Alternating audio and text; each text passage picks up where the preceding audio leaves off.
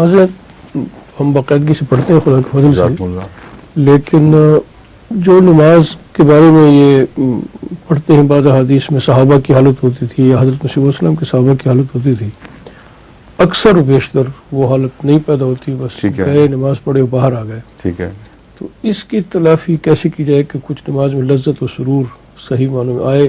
اکثر تلافی مسیح صاحب فرماتے ہیں نمازی میں سے ہوگی.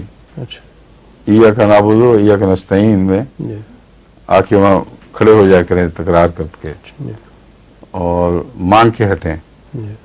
اور اس کوشش کے دوران ہی بہت سی توجہ ایسی مرکوز ہو جاتی ہے کہ اللہ تعالیٰ کے فضل سے پھر وہ رفتہ رفتہ پھیل کر نماز کے دائرے کو وسیع کرتی جاتی ہے. ورنہ یہ آپ کی بات درست ہے، وہ جو اعلیٰ درجے کے عارف باللہ ہیں ان کے بعد دوسرے لوگوں کی نماز درجہ پر درجہ اپنے منطوق سے ہٹتی چلی جاتی ہے.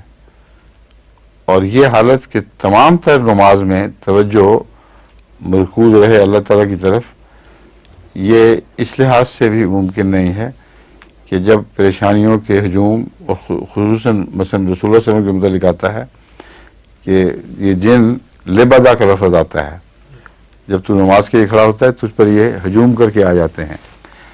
وہ جو تفکرات تھے رسول اللہ صلی اللہ علیہ وسلم کے وہ دینی تھے، سارے کے سارے، کوئی بھی ذاتی تفکر نہیں تھا.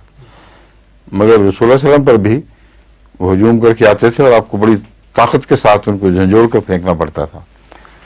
تو بعض دفعہ وقتی طور پر ایک انسان کو ہموم و غموم اتنا گھیر لیتے ہیں کہ اس کی توجہ ہٹ نہیں سکتی. بعض دفعہ کوئی خوشی کی خبر آئی ہے، بار بار دماغ اس طرف جائے گا.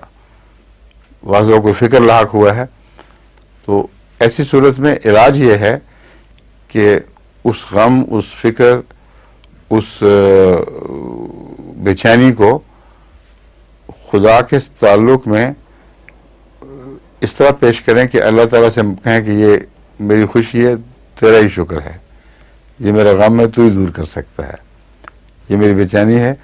تو جب دماغ اس طرف جائے اس کو پھیر کے واپس اللہ کی طرف لے جائیں، اور یہ ممکن ہے. تو ہر چیز کا حکمت کے مطابق علاج کیا جائے تو بہت حد تک انسان اس مخمصے میں سے نکل سکتا ہے.